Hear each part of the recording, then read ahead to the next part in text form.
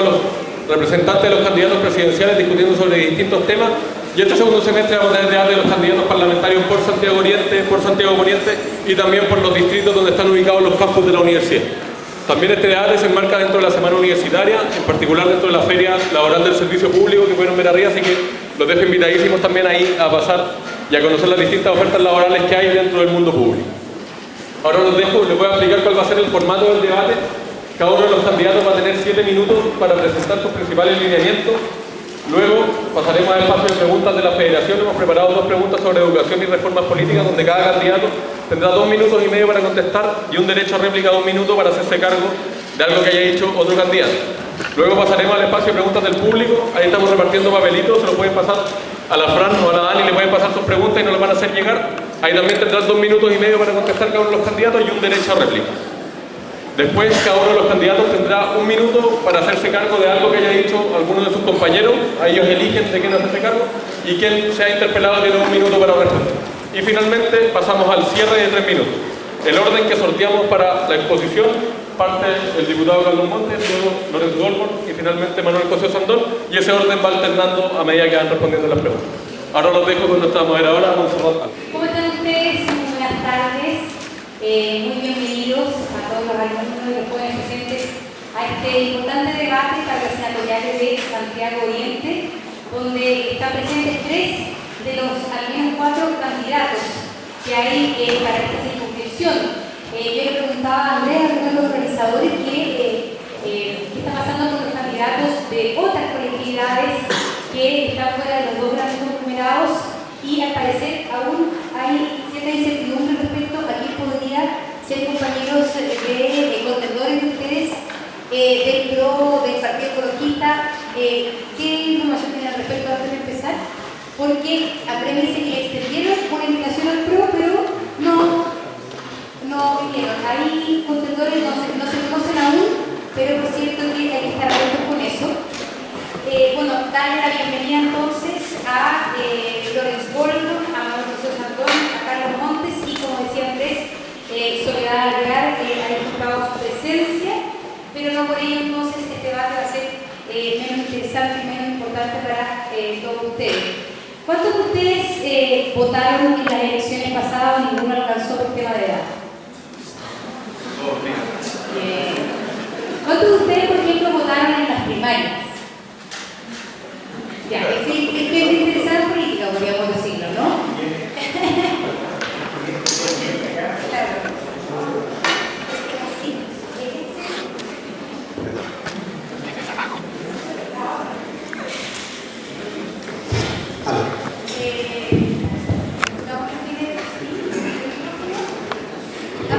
¿Funciona?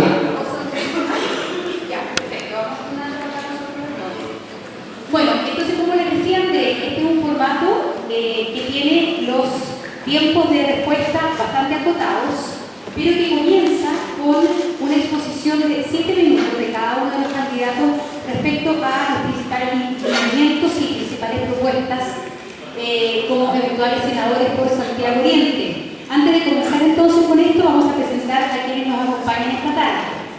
El orden es Carlos Montes va a empezar primero durante esta primera parte del debate. Carlos Montes Cisternas nació en 1946, cursó estudios de economía en la Universidad Católica, donde fue parte del INOMAPO.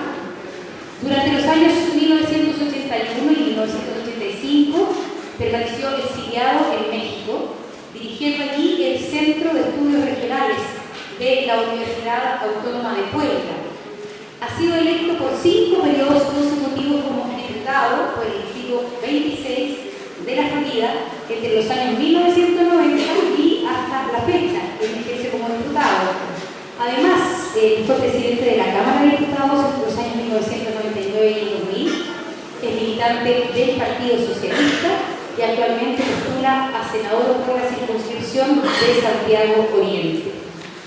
Está con nosotros también Lorenzo Goldborn, que nació en el año 1961, cursó sus estudios secundarios en el Instituto Nacional, posteriormente Ingeniería Civil Industrial en la Pontificia Universidad Católica de Chile, en este campus, ¿no, Lorenzo?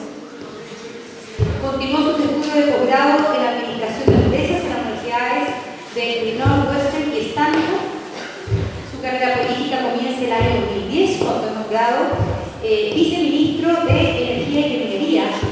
gobierno de Sebastián Piñera. Luego se desempeñó como ministro de Públicas en este mismo gobierno y actualmente es candidato independiente por cupo UDI a la circunscripción de Santiago Oriente.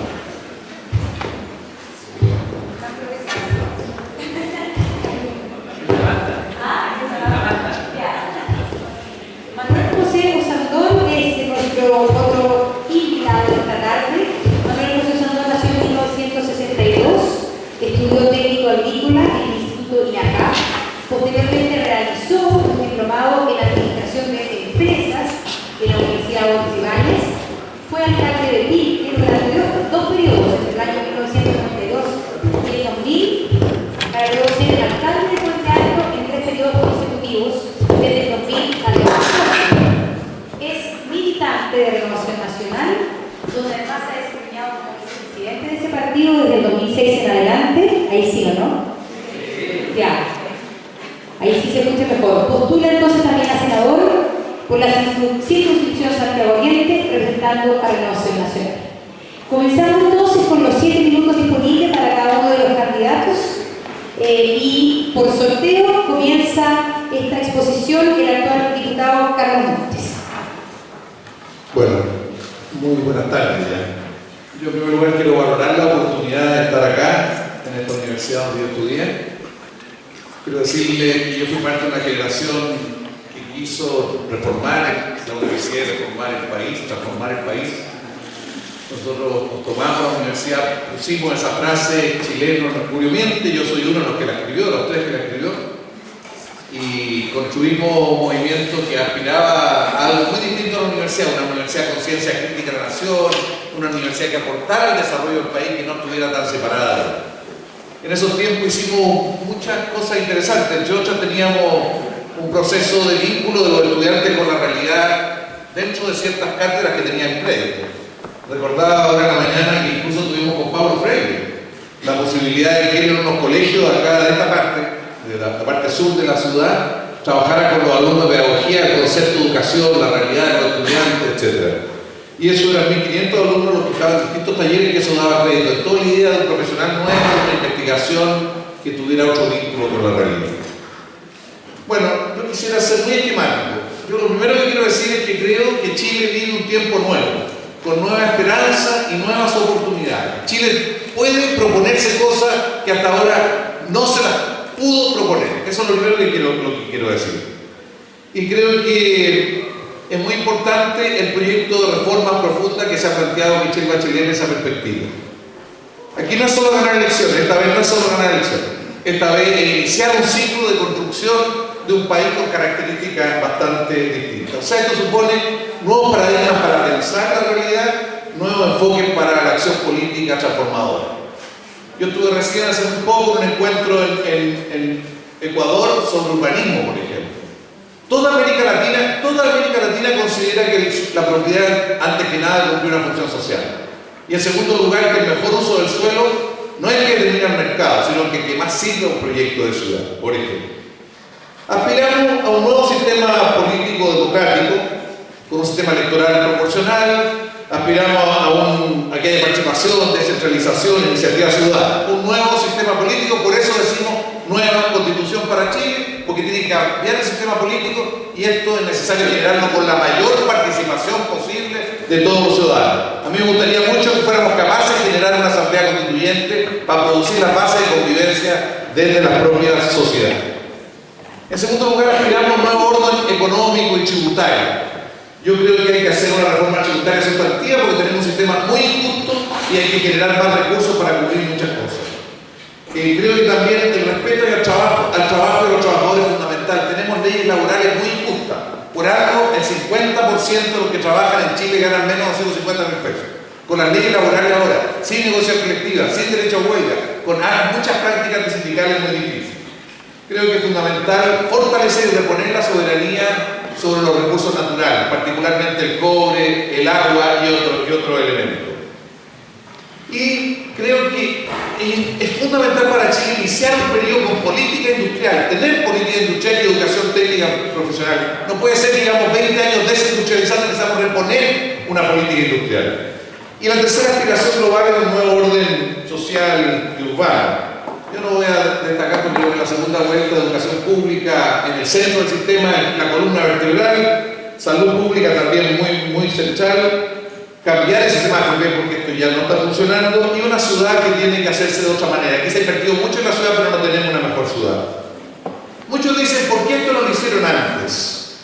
En primer lugar, porque no había existido antes el movimiento del 2011, en que una gran parte de la sociedad, encabezada por los estudiantes, dijeron no nos gusta la sociedad en que vivimos.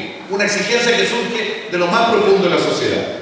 En segundo lugar, yo creo que es muy importante que el mundo hoy día no es igual. La crisis que hubo en Estados Unidos y en Europa genera un cuestionamiento al neoliberalismo de nuevo tipo y de nuevo alcance, por eso que en muchos países se está revisando la manera de enfrentar las cosas. Porque creo también que hicimos muchas cosas. Yo valoro mucho lo que se hizo, el crecimiento, enfrentar la pobreza, la inserción internacional, los enclaves autoritarios. No hay que olvidarse que hasta el 2005 teníamos que el dictador era senador de la República, hasta el 2005. O sea, hasta hace muy poco, porque teníamos un sistema político intervenido, incluso hasta ahí más otras cosas. Creo que, además de todo esto, no lo hicimos antes porque tuvimos diferencias entre nosotros. No solo porque la derecha nos obstaculizó muchas reformas, tuvimos diferencias entre nosotros. Por ejemplo, en leyes laborales no pensábamos igual. Algunos queríamos reforma laboral, otros consideraban que afectaba el crecimiento. Y también la reforma tributaria. Creo que hay cuestiones en que nos equivocamos. Y eso explica cosas hacia atrás. Por ejemplo, en Santiago hubo grandes errores. Y creo que en general la política hacia el pueblo mapuche de los 20 años de la Constitución fueron erróneos en su enfoque global.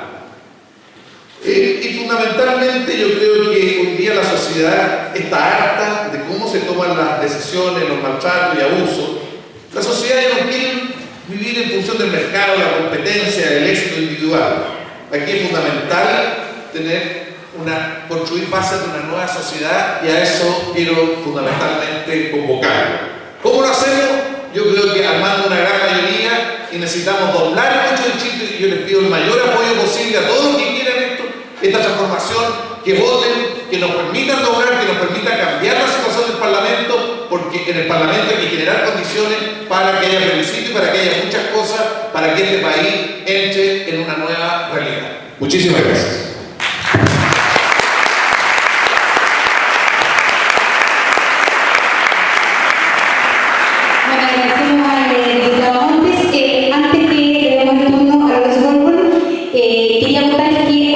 Momento para hacer preguntas del público que se van a pasar recogiendo un poco más, por eso cuando se les vayan ocurriendo las preguntas las escriben, las guardan hasta el minuto en que las pasemos a recoger, porque hay un segmento donde al menos vamos a formular 4 preguntas que surjan desde ustedes.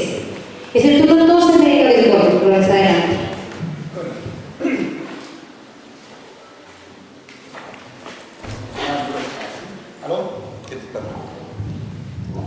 Muchas gracias.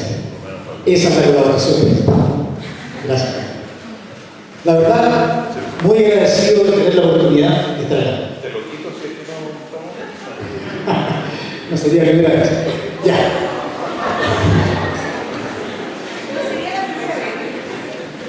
Son bromas. Hemos trabajado juntos en el Congreso y siempre ha sido una persona muy colaborativa, poniendo visiones, como voy a reflejar, muy distintas de la sociedad. Sin embargo, hemos sido capaces de ponernos de acuerdo en aquellas cosas en las cuales podemos avanzar. Pero primero quiero agradecer la oportunidad de estar frente a ustedes, de poder compartir, agradecerles la presencia. Ciertamente yo esperaba una aula magna más grande, una aula más llena. Hay espacios que quieran pasar a sentarse en aquel lugar, pero refleja, creo, el sentir de nuestro país. Una universidad tan grande como esta debiese tener muchas más personas interesadas en participar en el debate público. La gente reclama permanentemente que los políticos no lo representan, que la política no lo representa. Sin embargo, las instancias de participación muchas veces no se ocupan. Y por eso quiero agradecer a quienes están aquí acá, agradecerles su interés por nosotros y su participación como ciudadanos en los procesos electorales en que hemos vivido. La verdad que yo estoy aquí hoy enfrentando esta candidatura senatorial precisamente por eso. Porque quizás como muchos, al igual que ustedes u otros, durante mucho tiempo yo critiqué desde fuera la política. Y decía la misma cosa. no nos representan, hasta cuándo pelean, por qué no se ponen de acuerdo. Son, a lo menos quiere decir uno, egoístas y piensan solo en sí mismos y no se preocupan de las personas. Cuando fui convocado a trabajar con el presidente Sebastián Piñera, entré al servicio público y la verdad, distintos eventos que ustedes ya conocen cambiaron mi vida y me he decidido a dedicar el resto de mi vida profesional al servicio público. Y quiero tratar de mejorar y cambiar la política desde dentro.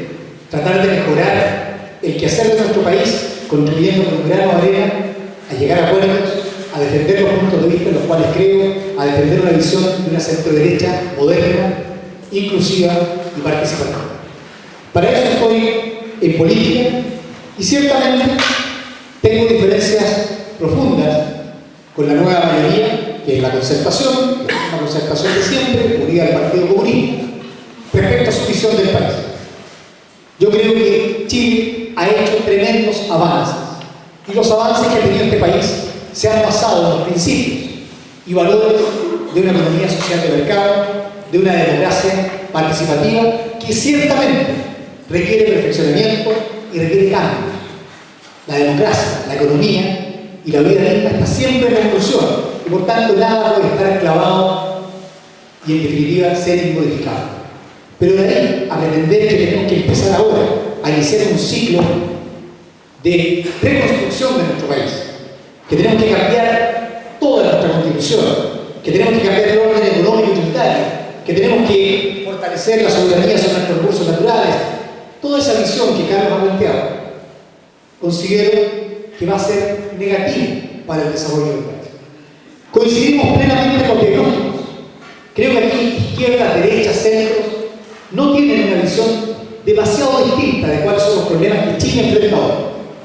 La diferencia y la decisión que ustedes y los demás ciudadanos van a tener que tomar el próximo 17 de noviembre es cuáles son los mecanismos más apropiados para enfrentar esos problemas y resolverlos en el largo plazo. Y aquí hay que dejar de lado las utopías. Hay que hacer políticas públicas basadas en la realidad y en la realidad del ser humano. Porque si efectivamente cada uno de nosotros se comportara de una manera extremadamente noble y generosa y buscando el bien común, probablemente no necesitaríamos ni leyes, ni política, ni una democracia como la que tenemos. Hoy día tenemos que fortalecer las políticas públicas. El crecimiento del país ha sido vigoroso en los últimos años. Esperamos que continúe así, pero eso no basta. No basta cuando ese crecimiento no le llega a todo el mundo. No basta cuando ese crecimiento no se traduce en oportunidades para que las personas surjan y realicen sus propios sueños en libertad, basado en la iniciativa personal propia, las oportunidades que necesitan y merecen. En eso creo. Y creo que debemos avanzar en esa dirección. Para ello, pretendo representar a la Alianza en la elección senatorial, obteniendo una gran cantidad de votos y apoyar nuestra plantilla parlamentaria a nivel de diputados. Y con ello, a llegar a un caudal de votos importantes, a Evelyn Matei, nuestra representante en la elección presidencial. Una mujer que creo haría un tremendo aporte a Chile si puede ser presidenta de la República. Muchas gracias.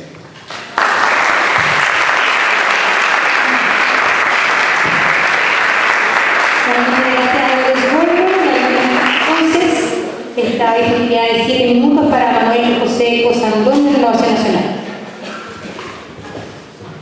Bueno, gracias por la invitación. Nuestro extraordinario poder juntar, debatir y poder mostrar lo que nosotros pensamos. Yo como instrucción tengo claro que mi posición dentro de mi centro derecha, porque yo soy una persona de centro derecha, ha sido conflictiva, porque es difícil para mucha gente que aparezca una persona planteando que la centro derecha tiene que cambiar, que tiene que modernizarse, que tiene que ser social de verdad. Además que también seamos capaces, como centro derecha, de reconocer que existen dos Chiles. Un Chile que lo pasa muy bien, que tiene estándares de países desarrollados, y otro que lo pasa mal. Esto ha causado una tremenda campaña de expertise hacia mi persona, sobre todo en el distrito 23, en el Barrio Alto, de donde yo vivo. Yo no lo he vendido nunca como una persona de clase media, porque no lo soy. De que yo estoy en contra de la gente, de los ricos, quiero comerme la guagua, matar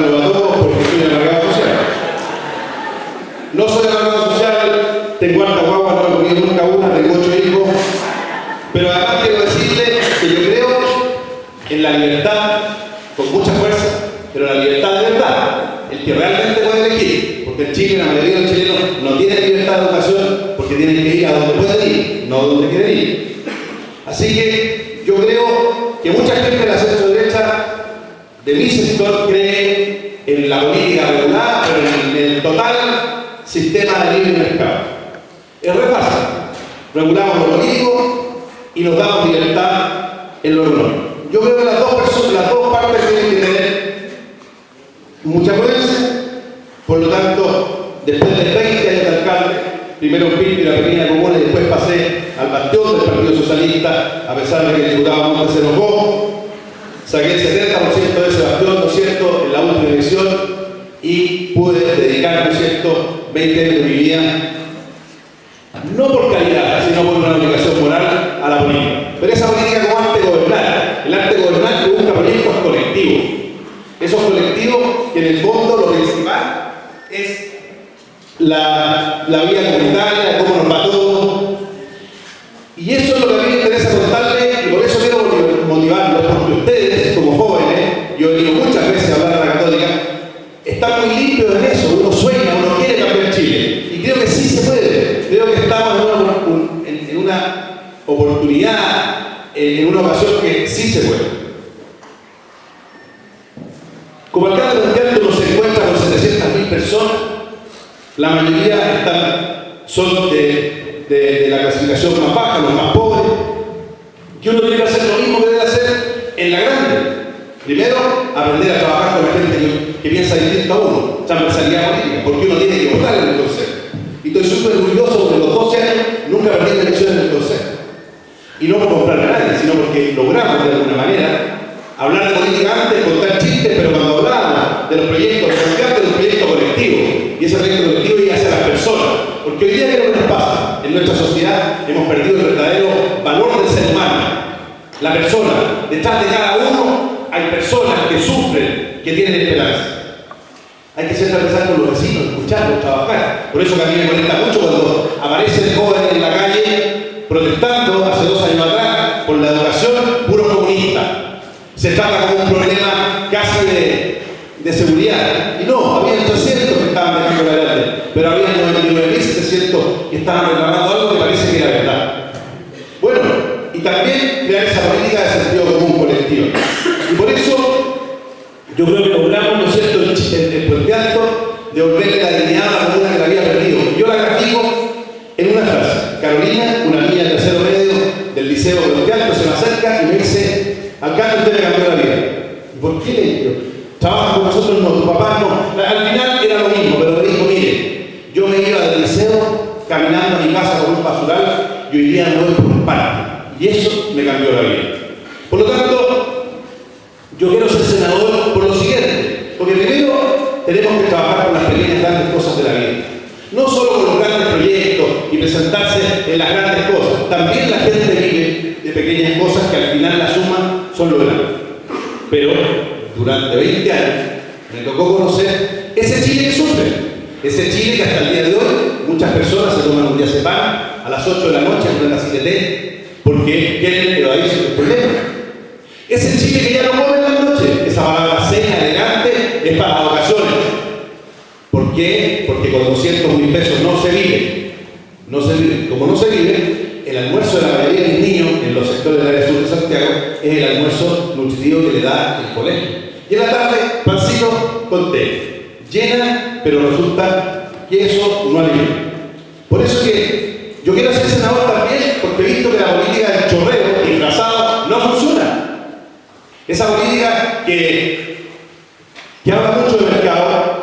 El día viernes tuve una comida con 7 amigos. Tenían los 7 en un condominio de casa en el sur. Y la discusión es que uno que había sido tratado de comunista era que les decía: oye, ¿por qué le pagamos 250.000 pesos a nuestro cuidador? Cuando cada uno tiene una lancha de entre 15 y 30 millones de pesos en la tremenda casa, y aplicamos en el mercado. ¿Cuánto ganan en el mercado? 250 lucas, así que le pagamos eso. En vez de cada uno haberle pagado a lo mejor 100 pesos, que no era nada, y ese personaje habría ganado 700.000 pesos. Y después reclamamos por qué nos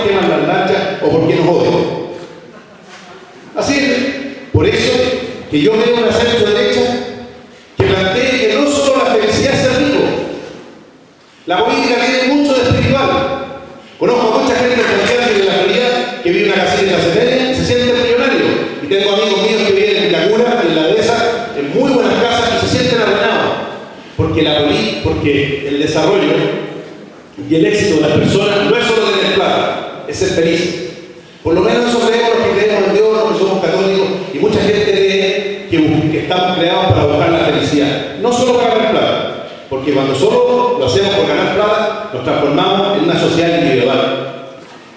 Yo quiero decirle que yo no creo, y en esto me he diferenciado y lo he dicho públicamente, porque el decir las cosas no es ser traidor. A mí me dicen que la ropa sucia se lava en casa. En política eso significa mentir, decir algo adentro y decir afuera lo que quiere. Opinión. Yo creo en esa pobreza que se vive, que se siente. En esa pobreza que no solo el pleno empleo y el crecimiento la solucionan, sino que hay que mirar dónde vives, cómo vives, a qué consultorio vas, qué oportunidades tienes. Y termino con que quedan 2 puntos, decir lo siguiente. Yo estoy dispuesto a cambiar el criminal, yo estoy dispuesto a ver, ¿no es cierto?, los temas que puedan haber en la Constitución, porque yo creo que deliberar y debatir no es pelear, pero también yo estoy convencido de que la gente en Chile necesita, y eso se ve en la educación, son herramientas. No solo los vamos a desarrollar con la meritocracia. Cuando uno no tiene herramientas, es imposible. Termino diciendo, el 1% de 2010 de los alumnos de los colegios públicos sacó 700 puntos. ¿Cómo van a competir con ustedes? Imposible. Muchas gracias.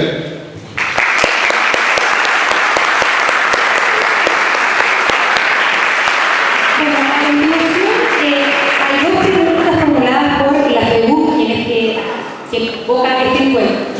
Estas preguntas cuentan con 2 minutos y medio de cada uno de los invitados para responder. A ver, hay 2 preguntas por parte de la FEBUC. Cada uno de los candidatos cuenta con 2 minutos y medio para responderla, pero además hay un derecho a réplica de 1 minuto para quien quiera utilizar ese derecho a réplica. Así que ahora vamos con el orden. Lorenz Goldberg, Manuel José Saldón y Carlos Montes hacen el orden de las respuestas y vamos a formular la primera pregunta, que es sobre educación. A juicio de ustedes, ¿cuál es la principal ventaja y la principal desventaja del sistema de financiamiento compartido? ¿Está a favor de eliminar gradualmente este sistema? Lorenz Goldberg, 2 minutos y medio. El financiamiento compartido es necesario porque los recursos que el Estado está entregando para una educación pública de calidad, que es lo que todos queremos, no son suficientes. Por lo tanto, si no logramos que la subvención escolar, el aporte del Estado, crezca hasta un nivel donde no sea necesario, deberemos continuar con ese nivel. No es lo que yo quiero.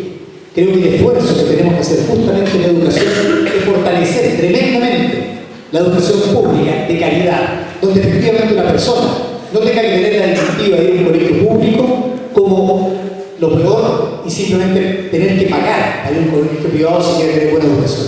Yo esperaría que un día como país lleguemos a tener la opción de ir a un colegio público, tal cual como en el que yo estudié, un colegio público de calidad y de excelencia, y lo pueda comparar directamente con la opción de ir a un colegio privado en términos de calidad.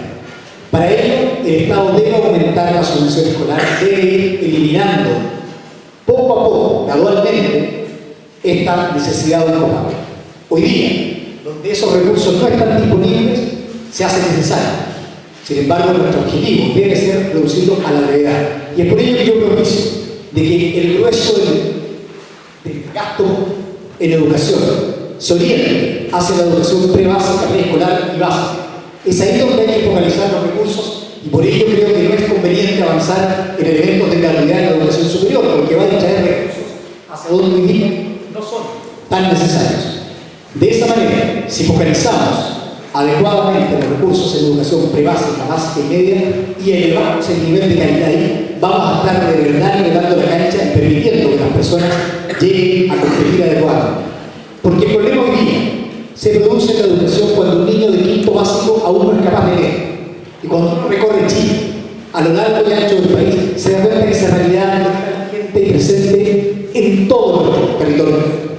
Por tanto, ahí hay que poner el acento y esa es la materia de la cual preocuparnos los próximos 8 años como fundadores. Pero una pregunta, Lorenzo. Entonces, lo que usted dice es que debería ir desapareciendo el financiamiento compartido como algo a lo que hay que crear como un ideal. Resumo, debiésemos tener un nivel de calidad de educación pública que no requiere un financiamiento compartido. Mientras ello no exista, me parece muy razonable que aquellos padres que quieran contribuir a que la educación de sus hijos sea mejor puedan hacerlo. Pero como Estado y la visión de la sociedad que yo tengo, tenemos que fortalecer la educación pública de modo tal que eso no sea necesario. Si sobre ese nivel de educación de calidad alguien quiere un colegio particular o quiere tener una contribución adicional, bueno, será una decisión personal porque creo en esa libertad de elegir. Lo que no puede ocurrir es que el Estado no provea una educación de calidad para cada uno de los ciudadanos de la tierra. Mira, el sistema, el financiamiento compartido que se ha usado mucho y es verdad que se entrega, pero no es el verdadero problema. A mí Guadalajara me tocó administrar durante muchos años 29 colegios y el año 2000 cuando asumí como alcalde faltaban 50.000 vacantes para estudiar y no teníamos ninguna posibilidad. E hicimos una alianza público-privada, se construyeron 25 colegios en un año particular seleccionado. Si el problema es otro. El problema es que la educación pública escolar es de mala calidad. Pero no solo pasa por plata, pasa por algunas cosas que hay que decir con mucha fuerza. Porque siempre hablamos que los profesores son malos. Yo creo que voy a decir. Yo les quiero decir que el otro día fui al colegio Cordillera, en la asamblea como la de ustedes, y estaba el rector en primera fila y le pregunté para demostrar esto, cuando él contrataba a un profesor por 40 horas, ¿cuántas horas hacía en aula y cuántas horas tenía para planificar, estudiar y corregir? 40 horas, 20 en aula, 20 fuera. Bueno, yo les quiero contar que en un colegio público, con la subvención que tenemos hoy día, sumada la subvención preferencial, que tanto se habla, nosotros contratamos a un profesor por 40 horas y hace 40 horas en aula y en la tarde trabaja en un particular subvencionado. Entonces no sé si el profesor es malo o está reventado, pero eso hay que meterle con lo que es tecnología y lo que es estatuto docente. Nadie se atreve a hablar del estatuto docente porque tiene un tremendo problema. Pero lo único que les digo es que el financiamiento compartido se va a acabar cuando la educación pública, gratuita, escolar, sea de calidad. Y nosotros lo demostramos. Creamos un liceo, un experimento que yo sé que existió selección, pero tenía un 70% de vulnerabilidad. Este liceo de San Pedro este año salió en el segundo de Chile, de todo Chile, incluidos particulares pagados. Eso demuestra que los niños vulnerables con herramientas sí son capaces de salir. Creo que el financiamiento compartido, que es verdad que se agrega, se va a ir acabando solo. A mí me gustaría que no existiera, pero a veces existe por la aspiración de la gente y que cree que porque paga. Y termino, los colegios particulares son muy importantes. Si el problema es que han matado a la gallina de huevos de oro, porque muchos privilegian el lucro antes que la calidad. Estamos llenos de colegios que tienen promedio de 220 puntos en el CINCE. Y eso es buen chileno en indicadores internacionales. Un colegio que tiene 220 puntos en el CINCE significa que un joven de cuarto medio sale analfabeto. Así de claro, pero está la presión. Así que educación pública, gratuita de calidad, se puede. Termino diciéndole, Eduardo Frei Ruiz hizo una gran, y dijo, aquí viene la panacea, y se hizo la famosa reforma educacional. Fue un fracaso. Al tiro. O sea, sí, compañía. Ya. Le gusta la participación, no sé. Ya. Termino. Esa educación, o sea, esa reforma educacional que hizo Eduardo Frei educacionalmente fue muy mala, porque no fue hecha por todo el mundo, pero en infraestructura fue extraordinaria. O sea, todos los colegios públicos de Chile tienen muy buen beneficio. Si lo está listo. Señor Monte, le toca. Don Carlos Monte. Cortito, por favor. Ese es el problema, el concepto de participación. No, sí, cada uno tiene un poquito En primer más. lugar, sin ninguna ambigüedad y sin ninguna cosa difusa, quiero decir que estoy en contra del financiamiento compartido. Creo que el financiamiento compartido de educación escolar ha hecho un gran daño a la educación chilena. Esto no existe en ningún otro país del mundo. Viene la gente de la marca del taxi y dice, ¿cómo lograron hacer esto? Ellos lo querían hacer, pero no lo pudieron hacer. No existe en ningún país del mundo. ¿Qué es lo que ocurre? Se le cobra y se va segmentando y segregando. Se separa la familia de acuerdo al ingreso de cada uno de los alumnos. El Colegio Graders de la Florida, cuando pasó a financiamiento compartido, expulsó 45% de las familias que no podían pagar. Y los niños empiezan a mirar con envidia a los que pagan más y con desprecio a los que pagan menos. Esto atenta contra un principio fundamental de la historia chilena, historia cultural, además de educativa. Aquí la gente diversa se debe encontrar en la escuela, en el liceo, aprender a convivir entre los diversos. Esa es la base de lo que es Chile, de lo que hacía Chile en su historia. Pero ahora se trata de separarse. Esto hace mucho daño. Con este sistema se crearon 2.500 colegios particulares subvencionados porque era negocio sumar a una subvención, sumar el financiamiento compartido.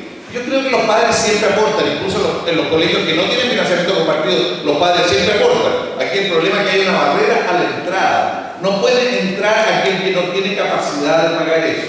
Esto ha provocado segregación. El financiamiento compartido no ha aportado a la educación en Chile. No hay diferencia, no genera. Lo que cambia es la composición del alumnado, que es otro elemento. Son 500 millones de dólares que este año están aportando los padres, 500. El Estado está poniendo 14.000 millones de dólares.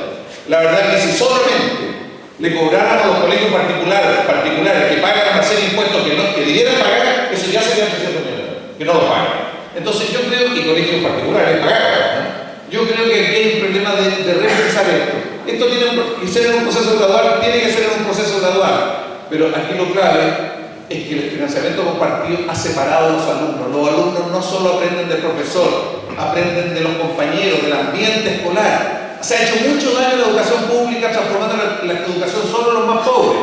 Tienen que volver sectores medios en cualquier proyecto de fortalecer la educación pública. Chile es el segundo país más privatizado en educación del mundo. Solamente nos supera hoy día Haití con 5%. Nosotros estamos con 35% de la matrícula, producto de problemas de calidad, de segregación, de distorsiones que se han provocado en la manera de hacer las cosas. Aquí, a mi juicio, el financiamiento compartido, si bien se creó en la época de Pinochet, en el gobierno de don Patricio Elwin, tiene una gran responsabilidad Alejandro Fosse y Jorge Arrate, porque bajaron las barreras de entrada a esto y desencadenaron un proceso que generó todas las distorsiones que acabo de plantear. Yo quiero decirle que cuando esto se votó en el Parlamento, fuimos 7 los que votamos en contra. 7. Yo fui personalmente a la directiva del colegio profesor a decirle, mire, esto es lo que va a ocurrir, esta es la distorsión que se va a generar. Hoy día todas las investigaciones coinciden prácticamente todos los sectores en que esto genera grandes distorsiones. Y yo creo que hay que terminar con el financiamiento compartido con un procedimiento lo más gradual, pero hay que terminarlo. Esto no sirve para la educación chilena. Muchísimas gracias.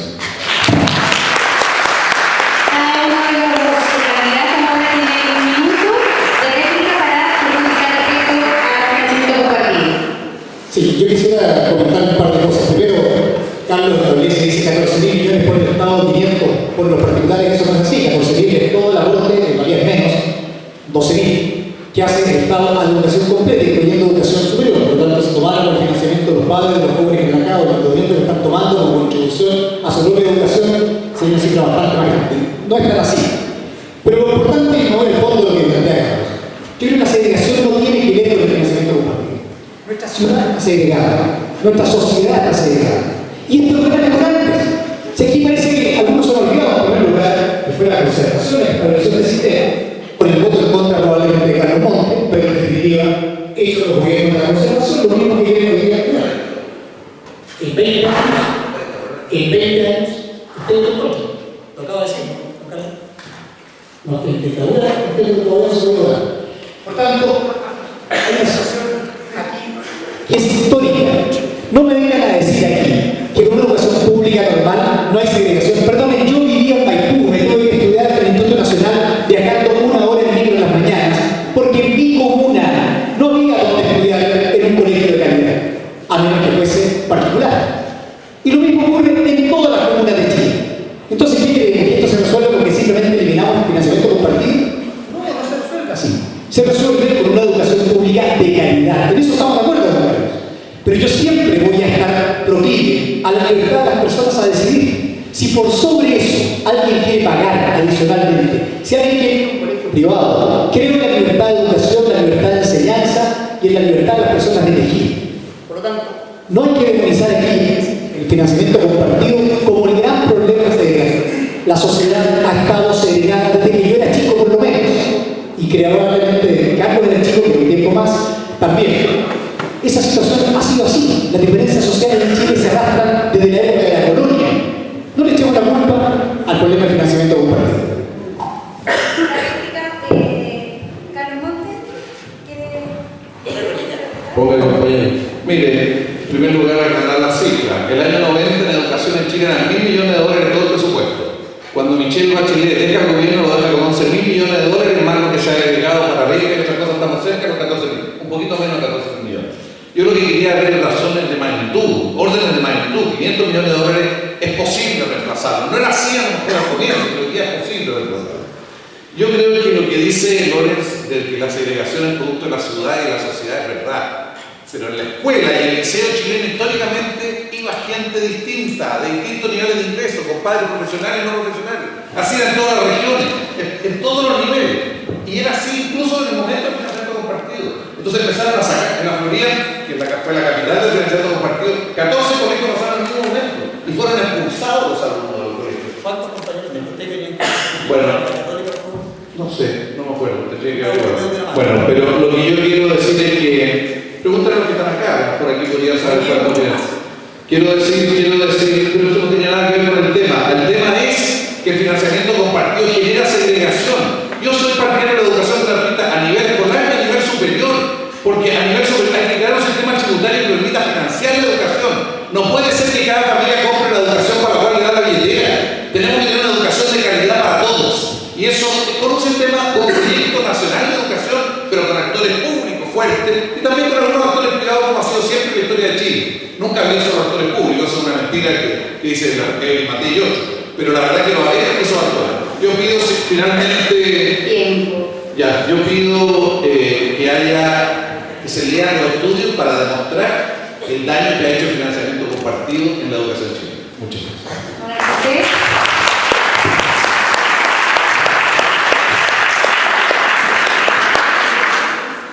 A ver, puedo hablar de cifras más, cifras menos. Yo creo que aquí hay un tema súper grande, un tema político y un tema ético. Primero, como alcalde me tocó ver, ¿no es cierto?, que gran parte de los colegios particulares subvencionados son de gente que pertenecía a la concertación, que eso no tenía nada de malo. Pero había un tremendo grupo que se metió en eso. Como pasa con muchas universidades privadas, que son otros sectores. Y al final empezamos a cuidar un negocio. Y la educación no es lo mismo que la venta de calcetín. Por lo tanto, yo creo que el financiamiento compartido le ha hecho mal, pero ese no es el problema. El problema es que nosotros en Chile nos hemos acostumbrado a mucha gente que trabaja en esto y que confunde lo legal con lo ético. O sea, yo aspiro, si soy senador, que lo ético esté primero lo legal. Porque hay personas que sacan sus utilidades del colegio particular subvencionado, teniendo los baños destruidos, teniendo una calidad de educación pésima, y eso es legal, pero no es ético. Por lo tanto, aquí hay un tema muy profundo y que lógicamente se soluciona con la educación pública de calidad, porque si existiera la educación pública de calidad, los colegios particulares subvencionados o suben su calidad o se quedan sin alumnos. Tiempo. Esto no está bien escrito, pero no voy a robar el derecho a hacer una pequeña pregunta, porque los tres han de alguna manera expresado la voluntad del fortalecimiento de la educación pública en Chile, de una educación pública de calidad. Y yo les pregunto, ¿es posible en el escenario actual, donde existe la educación particular subvencionada, con copago, un fortalecimiento de la educación pública cuando lo que se ha visto en los últimos años es por el contrario, un debilitamiento cada vez más grande de la educación pública? ¿O cuál deberían ser entonces, en el régimen actual vigente, los incentivos para lograr el fortalecimiento de la educación pública? Lo digo porque educación pública escolar, no es porque esté mal ocupado, la educación pública escolar, porque también dentro de los programas y de los discursos de los candidatos presidenciales, todos se manifiestan en favor de la educación pública y de mejor calidad de la educación pública. pública escolar. Sin embargo, el tema es cómo en el régimen actual se incentiva. 40 segundos. Pero mira, lo que pasa es que en todas las campañas presidenciales, por lo menos desde mi tengo razón, nosotros nos asustamos porque se arreglan todos los problemas en Chile. Acuérdense que cuando Michelle Bachelet, un gran raíz de otras personas se tomaron de las manos y hacían la gran reforma de la educacional, no pasó nada. Entonces aquí lo que pasa es que hay que tener un acuerdo mucho más transversal, mucho más amplio, que tiene que partir en el Congreso, en todo el mundo político, de tal forma de que le pongamos que acá el gato. Hay que poner a los profesores como protagonistas, sí, hay que tratar el estatuto docente, hay que poner plata ahí, porque hagan lo que lo hacen bien. O sea, no podemos seguir diciendo de que estas actores son plata, no es así. Y por eso que yo siempre digo que creo en la libertad, pero esa libertad que en el fondo nos dé la posibilidad, de alguna manera, ¿no es cierto?, de poder escoger, pero escoger con calidad. Si este problema se acaba, si la educación pública mejora, ¿cómo mejora? Pagando mejor a los profesores, dándole incentivos positivos. No puede ser que hoy día lo único incentivo que tienen nuestros profesores es que son inamovibles, por eso quieren echar a la planta, para que nadie los eche. ¿Por qué? Porque también hay que tocar el tema del financiamiento de subvenciones. ¿Por qué no quieren jubilar los profesores de nuestros colegios? Están a los 75 años haciendo clases porque de ganar $1 millón van a tener una jubilación de 300. Bueno, este es un problema integral y no se arregla por uno por otro. Esta no es la guerra del terror. Aquí nos ponemos de acuerdo como sociedad o no nos vamos a arreglar. Carlos Monte. No, yo no tengo tiempo para responder todo lo que dice Manuel José Sandón, porque todo parece como... Aquí hay que hacer un cambio estructural en el sistema educacional chileno. Si esto no está funcionando porque tiene una lógica indicada, que unas cosas condicionan a otras. Y se ha transformado la educación pública para los niños más pobres, porque las familias no pueden ir a otro colegio. Porque ahí se conjugan un conjunto de problemas que impiden que los niños aprendan todo lo que debieron aprender. Yo creo, sí, y se lo digo a ustedes, que el próximo gobierno debe tratar de pelear por la reforma estructural y simultáneamente hacer un inmenso esfuerzo en todos los colegios. Y creo que los estudiantes tienen que ir a ayudar a los colegios, que la educación pública sea mejor, que los niños que se quedan atrás tengan apoyo, que los profesores se la jueguen, porque hay problemas del alma que tienen que jugársela más todos los actores. Pero yo quiero aclarar una cosa. Yo no voté a favor de la Ley General de Educación por dos razones. La primera, porque no se terminaba el lucro como quería Michelle Bachelet en el proyecto original. Y la derecha obligó a Michelle Bachelet a sacar eso de la Ley General de Educación. El lucro, ¿saben quién era el principal enemigo del lucro en Chile en la discusión? Jorge Alessandro Rodríguez. En la Constitución de la dictadura, en la Comisión Constituyente, 2 años se opuso al lucro en la educación porque no se le puede dar recursos públicos que tenga lucro. Y lo segundo, no voté a favor porque en la Ley General de Educación no está la educación pública. Hoy día todos hablan de la educación pública, pero la derecha no quería ni siquiera que hablar de educación pública. Y por eso que no está. Y yo creo que dentro de nosotros, dentro de parte de lo que era de la concertación, también había algunos que les parecía bien eso. Y por eso fue el debate que tuvimos entre nosotros mismos. Creo que tenemos que hacer cambios estructurales en educación y esto es bueno discutirlo, porque también hay que hacerlo en la educación superior. Muchas gracias. Felicito a Carlos de reconocer que efectivamente no solo se demoniza a la derecha como que es la que se ha puesto, sino que efectivamente dentro de la concertación también hay visiones distintas. Y eso entonces no significa que se hayan impuesto visiones. Se han discutido visiones y finalmente ganaron las visiones de la mayoría y lo que permitía en ese minuto hacerse. Pero la pregunta es, ¿cómo mejoramos la educación? Porque está muy bien, que yo creo que todos tenemos claro los problemas que existen. Tenemos que mejorar los programas de educación, llevarlos a una educación moderna. Hoy día todavía seguimos enseñando con técnicas a veces del siglo pasado. Aumento de recursos, ciertamente. Hay colegios que tienen incluso infraestructura en condiciones indignas, sueldos de profesores que no son los adecuados. Esa materia se tiene que resolver. El apoyo familiar para educar bien es fundamental. El apoyo de los niños que tienen buenos rendimientos en sus familias, que siempre hay una relación directa con el resultado educacional. Pero hay un tema que es fundamental, lo posó Osandón hace un minuto, y yo creo que esto debe poner cascabel al gato. La calidad de la educación va a estar siempre limitada por la calidad de los profesores. Yo estudié en un colegio donde tuve verdaderos maestros extraordinarios y otros que no lo eran tanto. Y aprendí, por ejemplo, donde tenía un profesor de francés extraordinario, mucho más francés que inglés, donde tenía una profesora que era promedio, para decirlo de alguna manera. Por lo tanto, si no mejoramos la calidad de los profesores, va a ser difícil educar, cambiar la calidad de la educación. Para eso hay que subir las exigencias, los sueldos, y cuando me refiero a exigencias son las evaluaciones, resolver el tema de la movilidad y que los profesores de verdad tengan los incentivos para perfeccionarse cada día más. Si no mejoramos la calidad de los profesores, hoy día, para ser profesor, o el 60% de los profesores no han obtenido un puntaje adecuado en la PSU para entrar a una carrera de alto nivel y han optado muchas veces por estudiar pedagogía como una opción secundaria. Y eso no puede ser, debe ser vocación. Tiempo. A ver, vamos a hacer la siguiente pregunta con la misma modalidad, que aquí no se puede, porque si no, no va a alcanzar todo el formato no lo permite.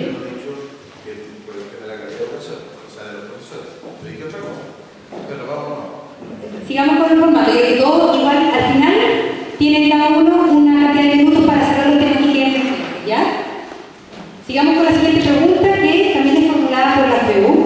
¿Cuál es su opinión de la reforma al sistema electoral propuesta por Renovación Nacional y la Democracia Cristiana? ¿Es suficiente este cambio o se deberían modificar otros aspectos del sistema político? Comienza, en este minuto le toca a Manuel José Sandón en 2 minutos y medio responder entonces esta pregunta respecto a la reforma política. Manuel José. Perdón. A ver, yo creo que es muy importante para obligar a meter el tema en el tapete, ya que venía a la centro-derecha. Yo tengo un planteamiento distinto. Yo sueño con un sistema parecido al de los alcaldes, en el cual he sido 5 veces candidato, que es uninominal. Dividir Chile en 120 distritos, en 38 circunscripciones, y como dijo Leonel Sánchez, gane el más mejor, y no el más habilitado, o el que le proteja, ¿no es cierto?, la votación. Pero yo creo que hay un tema mucho más grave y el que hay que analizar, es la relación entre el Ejecutivo y el Parlamento. Yo creo que el Ejecutivo tiene excesivo poder, domina todo, es demasiado presidencialista, y yo creo que para poder sacar todos los temas que hemos conversado necesitamos mucho más claridad en los dos poderes, de tal forma de, ¿no es cierto?, desarrollar los grandes proyectos que tenemos. También es súper importante limitar la reelección. O sea, hay candidatos al Parlamento que van por 6ª vez. No puedo decir quinta porque se me ofende Monte, pero eso es una aberración a la democracia. O sea, por eso que la gente joven no quiere meterse. Y no quiere meterse porque en el fondo hay una reelección ilimitada. Por lo tanto, yo creo que es una cosa muy importante que tratemos que los senadores, los diputados, los alcaldes, los de elección popular tengan periodo restringido. Y si quieren después, que se vayan a otro lugar. De tal forma de que la gente joven o la gente nueva pueda meterse. Porque si no, nunca le vamos a meter, ¿no es cierto?, un espíritu distinto a la política. Carlos Montes. Bueno, voy a partir por tratarla sin los tobillos. Yo creo que yo estuve hace poco en México invitado por el Senado mexicano porque en México no hay ninguna reelección. Ahí la consigna de la Revolución Mexicana fue sufragio efectivo, no reelección. Y tan solo los reelectivos tienen un tremendo problema. Y están viendo cómo cambiar eso y quería conocer otra experiencia. Yo he sido partidario de limitar las reelecciones siempre. El primer proyecto que se presentó fue este, hemos votado varias veces. Pero ¿cuál es el problema? El problema es binominal. Porque como era en el pasado, cada partido presentaba 5 candidatos, cada partido, y la cifra repartidora distribuía. Había una rotación más o menos de 50 a 55 en cada periodo. Hoy día estamos en una rotación de 45% de los parlamentarios. Es necesario darle mayor fluidez sin duda. También a nivel municipal. Me hubiera gustado ver también que a nivel municipal hay que poner ciertos límites, aunque yo preferiría mucho más cambiar toda la estructura del poder local, no alcanzo a explicarlo, por eso lo digo, pero el tipo de poder que tienen los alcaldes generan varias distorsiones. Yo sobre la reforma de la DC y Renovación Nacional me parece muy bueno que se haya abierto debate por ello. Me parece que la propuesta completa es muy deficiente, porque mantiene el binominal en el Senado, sigue siendo binominal en el Senado, y en segundo lugar no toca los foros. Por lo tanto, va a seguir el veto de la minoría sobre la mayoría, y el problema de nuestro sistema político va a seguir imponiendo el veto. Por lo tanto, eso no asegura de que la mayoría pueda hacer los cambios que se compromete. Si esto no existe en ninguna parte del mundo, estimados estudiantes, no existe. estos chilenos fueran una genialidad de Jaime Guzmán para proteger un modelo que en los que ganan las elecciones no manda. Nosotros ganamos casi todas las votaciones, tenemos mayoría, pero no tenemos el quórum necesario para poder provocar los cambios en muchas materias. Entonces yo creo que esta propuesta, la propuesta no es buena, se requiere nueva constitución porque se requiere cambiar el sistema político, terminar con el Estado subsidiario y fortalecer el chocho del derecho a la educación. Gracias.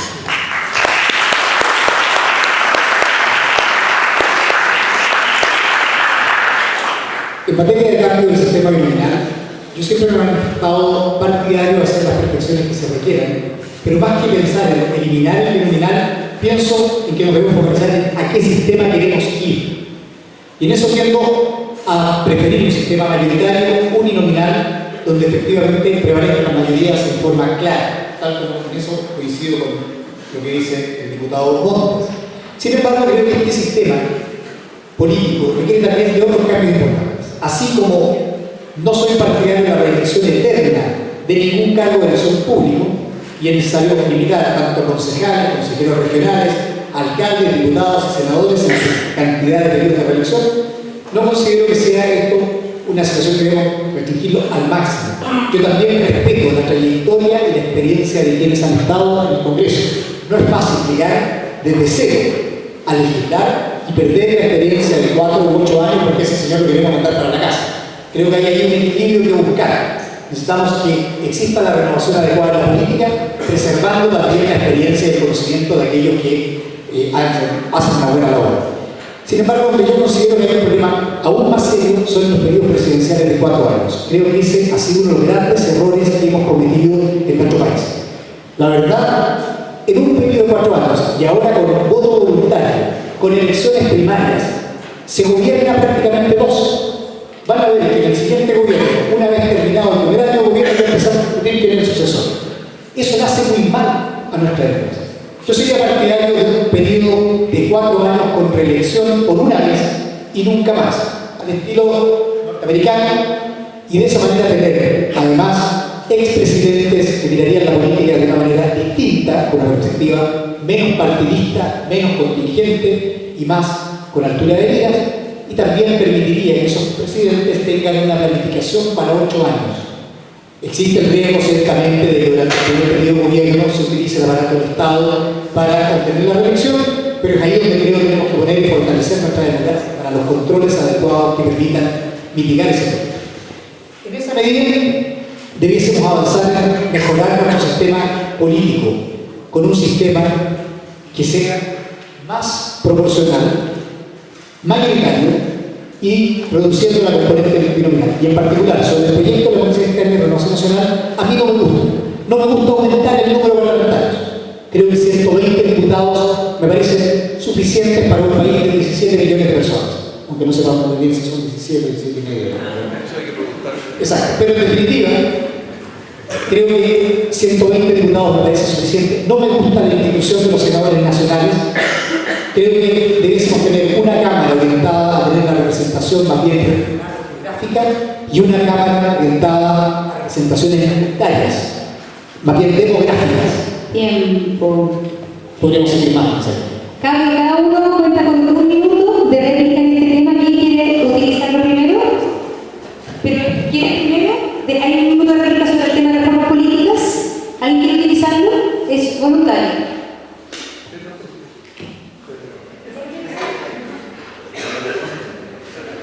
Es voluntario. Sino que, pero Carlos Montes quiere utilizarlo, ¿no? No, yo quiero decirle que me parece muy bien la idea de ampliar el periodo presidencial. Lo podemos hacer el próximo mes, antes de las elecciones, ¿no? Bueno, pero yo creo que comparto de que es necesario terminar con esto los 4 años porque ha generado fuertes distorsiones y eso fue producto de una negociación muy mala en el momento. Creo que yo valoro, y quiero decirlo acá, que dentro de Renovación Nacional ha habido siempre un sector que nos ha acompañado en las votaciones para terminar con el sistema binominal. 8-9, no propiamente el sector del alcalde de Osandón, del candidato a Senado Osandón, sino que otros sectores siempre nos han acompañado. Nos han faltado 3 votos para cambiar.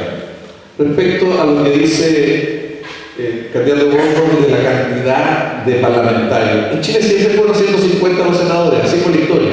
Y fueron 150 los diputados, 50 los senadores, así fue. Para generar proporcionalidad, todos los que estudian esto dicen que hay que incorporar algunos, y esto con el mismo presupuesto. Esa es la propuesta que se ha hecho, con el mismo presupuesto. Yo creo que puede ser esta la fórmula, pero tenemos que terminar con el binominal y pasar a un sistema proporcional que permita que la mayoría sea mayoría y mande, porque si no, claro, todos ustedes están acuerdo con la política.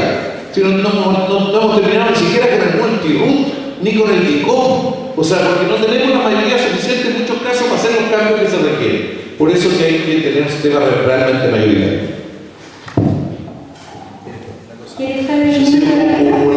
Un comentario del compañero. Siempre le echan la culpa a la derecha en las votaciones, pero lo bonito y de la oportunidad que yo le dije al principio que tenemos como en Chile es que las banderas están cruzadas. O sea, ya la izquierda no es la representante de los pobres, bueno, y en parte espero que la centro derecha moderna tampoco de la gente que tiene más, porque en 20 años yo les quiero decir que la mayoría de los partidos en estas reformas tenían una calculadora que vendían ahí en Radio Barco, que se la vendían, y todos sacaban sus cuentas. Porque este no es un tema de principio para muchos partidos, es un tema de conveniencia. Y más que debatir y discutir, negociaban. Y cuando uno negocia, busca su interés, no el interés colectivo. Así que yo creo que aquí todos los sectores políticos, no solo la derecha, como si fuera el demonio, como tampoco demoniza al Partido Comunista, ¿no es cierto?, no han querido de verdad cambiarlo. Y si ustedes revisan que son todos buenos para las matemáticas, se van a fijar que depende de la elección, a todos les conviene el sistema. Lo que pasa es que hoy día la gente salió a la calle y le dijo nada más. Porque el desprestigio de la política es porque no nos creen. ¿Y por qué no nos creen? Porque la verdad es que la ropa sucia en política siempre se la da en casa. Muchas gracias. A continuación, entonces, es el turno de las preguntas del público. El sistema es el siguiente. Hay una pregunta específica para cada uno de los candidatos y en este tienen 2 minutos y medio para responderla y con derecho a réplica también para hacer. Lo explico mejor. Una pregunta específica para cada uno de los candidatos, 2 minutos y medio para responder. Después de que han respondido los 3, también hay derecho a réplica de 1 minuto. Y finalmente hay una pregunta común, también de parte del público, para todos los candidatos presentes. Ahora le toca comenzar esta rueda a Carlos Montes. La pregunta es la siguiente. Usted habla de hacer una asamblea constituyente. ¿Cómo sería más en detalle este mecanismo y a la vez de qué mecanismo se haría? Mire, yo lo que he dicho es que Chile necesita una nueva constitución. He dicho en segundo lugar que debe ser con la mayor participación posible. A mí me gustaría que una asamblea constituyente. Una asamblea constituyente tiene que ser a partir de la definición de mecanismos institucionales que defina quiénes lo integran, cómo se eligen a los que lo integran y qué pasa con los acuerdos que ahí se toman. Aquí se ha propuesto generar un plebiscito previo, que otra alternativa para hacer esta reforma, que diga si se hace o no se hace una asamblea y qué características podría tener. Mire, lo importante es que la Constitución no la sentimos propia a los chilenos, porque se impuso una dictadura. Y eso hace mal, porque tiene errores estructurales también. Entonces tenemos que producir, a mí me gustaría esto, pero también creo que el plebiscito puede ser un camino que abra posibilidades y creo que también si en el Parlamento logramos sacar alguna reforma hay que empujarla, creo que hay que usar todo el mundo. Ya, pero la institucionalidad chilena no la contempla y un poco a Por eso tiene que ser por un acuerdo, por un mecanismo institucional, tiene que acordarlo. Es decir, tiene que ser un acuerdo político con todos los sectores políticos. O sea, aquí lo que algunos han planteado es la posibilidad de que haya un plebiscito sobre las características mismas de la Asamblea Constituyente, en caso que lo hubiera. Hay distintas propuestas. Eso tampoco lo contempla la institucionalidad. Siempre va a haber un mecanismo institucional para cualquier camino de avanzar. Por eso yo creo que es muy importante que todos conozcamos por qué la actual Constitución hay que cambiarla. Hemos hecho en el marco de la campaña senatorial 15 foros y diálogos en todos lados, 3 de los cuales en Puente Alto, para conversar sobre qué problemas tiene la Constitución, para que la ciudadanía tenga una información lo más clara de la posición que nosotros tenemos. Nosotros tenemos otra posición, recién la democracia, pero nuestra posición, y por eso creemos que esta Constitución no le permite a Chile recoger las demandas que tiene el pueblo chileno. La forma de decir no es la más adecuada y tenemos que generar otra constitución, y para lo cual hay que usar todos los mecanismos que se puedan. Y si la derecha lo impide, vamos a tener que generar un conjunto de situaciones que permitan que se note que la ciudadanía quiere cambio en esto, porque esta institucionalidad actual no puede seguir contando. Bueno, ya vamos a poner un poco el formato, réplica 1 minuto cada uno respecto a lo que dice cada uno. Y la flexibilidad está la gracia, ¿no? Muy cortito, Carlos, pero esta cosa de que los chilenos no sentimos la constitución propia, la verdad que me llama la atención y es una de las cosas que yo quiero cambiar en el Parlamento. Yo siento que muchos de los parlamentarios están aislados en una cúpula de cristal y no están en contacto con las personas. Yo cuando camino por las calles, las camino mucho, las he caminado durante todos los años que he sido ministro, nadie, absolutamente nadie, me ha planteado que Chile tiene un problema con la constitución. Aquí hay un tema, pero realmente increíble. Cuando planteamos que queremos cambiar, nos hacemos cargo del problema del sistema electoral, nos hacemos cargo de qué otro elemento. ¿Qué más queremos cambiar? ¿Queremos cambiar el concepto de derecho de propiedad? ¿Queremos cambiar el concepto de libertad de enseñanza? ¿Queremos cambiar el concepto del rol del Estado? ¿Qué cosas queremos cambiar? Sinceremos respecto a lo que de verdad se quiere cambiar. Porque con la excusa del sistema político, yo creo que se están tratando aquí de meter gatos por liebre. Lo que en realidad molesta a algunos, no a todos, son otros elementos que están en la Constitución. El concepto, lo que manifestó en su introducción, creo muy sinceramente, Carlos, él tiene una visión distinta del manejo de los usos de los recursos naturales de Chile. Tiene una visión distinta del manejo territorial. Y probablemente cuando él plantea la nueva Constitución está pensando en esas cosas también. Entonces, sinceremos este debate. Esta Constitución está firmada por el presidente Ricardo Lagos Escobar. Me va a decir que fue producto de las negociaciones, así lo es siempre, ¿no? La política no es el arte de lo posible, pero en definitiva, la Constitución hoy día es una Constitución democrática aprobada en un régimen democrático. Tiempo. Y si se quiere cambiar, debe hacerse a través de la institucionalidad existente que la propia Constitución establece. ¿Quieres explicar? Cortito. Yo no demonizo la Asamblea Constituyente, pero creo que esos países que están en crisis grave, y yo creo que Chile hoy día va a tener un parlamento representativo que para eso va a estar. Si el parlamento no tiene el ancho, ahí sí. Porque muchos han usado este eslogan de la Constitución creyendo que porque se cambia la Constitución se acaban todos los problemas. El otro día me junté con unos jóvenes y insistían que había que modificar la Constitución para poner que era gratuita, que era un derecho y todo. Y estaban convencidos que con eso se acaba el problema. Y en eso no hay que mentir. Yo creo que la Constitución hay que mejorarla, hay que buscar la forma y de nuevo va a tener que tener un acuerdo mucho más amplio. Por prácticas poco transparentes, ¿por qué piensa que podría ser apto para un grupo senatorial? ¿Son acaso menores las exigencias? Mire, esta pregunta ya la he respondido decenas de veces y no acepto la invitación que trae implícita como que yo hubiese hecho prácticas poco transparentes. Eso no es así. Mis declaraciones patrimoniales 5 veces fueron presentadas sin ninguna objeción por parte de nadie. Mi patrimonio ha estado claramente establecido en ellas sin ningún inconveniente.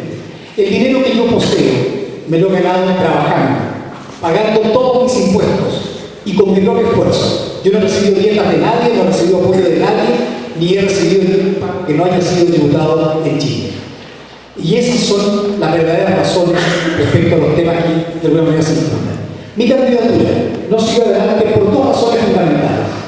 Una, la falta de convicción del partido que me apoyaba de llevar a un independiente como yo, no realmente de ADN de sus filas, a una candidatura presidencial. Tema que alguien me puede preguntar por qué hoy día sea el Senado. Aclaro de inmediato, lo hemos conversado en profundidad, definido los marcos y las relaciones para esa propuesta y el respaldo absoluto que tengo para esta candidatura. Y la segunda razón, porque efectivamente, producto de los ataques políticos y personales que hubo durante la campaña de primarias, la unidad, cuando yo ganase la primaria, iba a ser imposible, como los hechos efectivamente lo han demostrado hoy día en términos de lo difícil que es llegar a la unidad en nuestro sector. En ese sentido, mi candidatura no fue viable y era mejor dar el paso al costado dejando que no pasar nada. Pero reitero, no acepto las imputaciones que esa pregunta trae implícita en su formulación. ¿Alguno de los otros candidatos quiere un minuto de réplica respecto a este tema? Yo quiero decir algo. Yo no oigo lo que dice Lorenzo y no voy a pronunciarme respecto a eso, sí voy a pronunciarme respecto a la necesidad de transparencia en la relación entre política y dinero. No puede ser que los candidatos hoy día gasten mucha plata, no se sabe de dónde sale la plata, cuánta plata sale, en qué se gasta. Y yo reto a mis colegas de acá y también a Soledad Real a que llevemos un registro claro. ¿Cuánto ingreso tenemos? ¿De dónde viene ese ingreso? ¿Y en qué lo gastamos? Cada uno de los pesos. Esto lo hemos tratado de cambiar por lo menos en 7 proyectos de ley. Es absurdo que no se haya modificado hasta la altura. Hemos dado una fuerte pelea. Los casinos dan plata. Nosotros deberíamos, entre otras cosas, prohibir que los casinos no dan plata. De hecho, en nuestra legislación en las empresas no pueden dar plata porque las empresas no votan. O sea, solamente pueden dar los ciudadanos, porque son los ciudadanos los que van a tomar decisiones.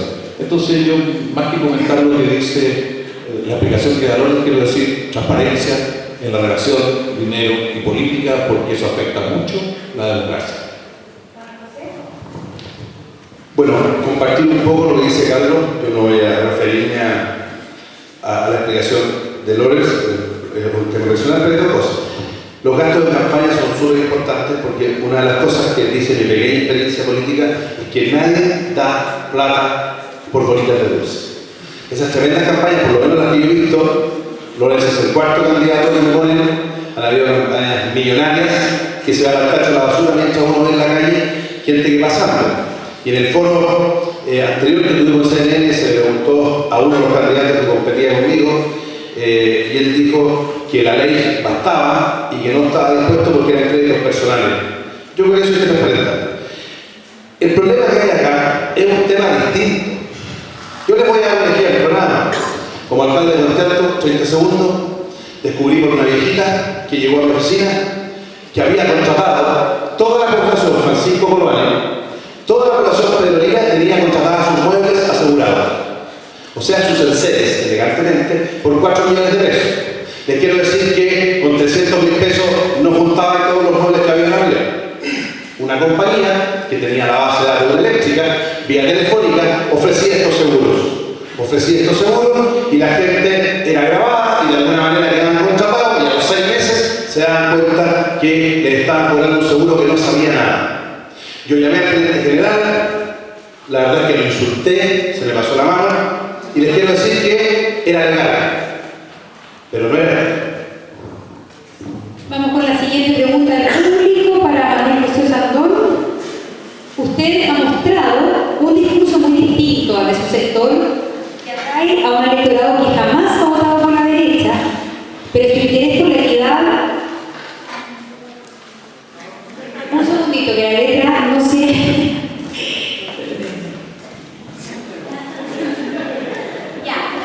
Ya.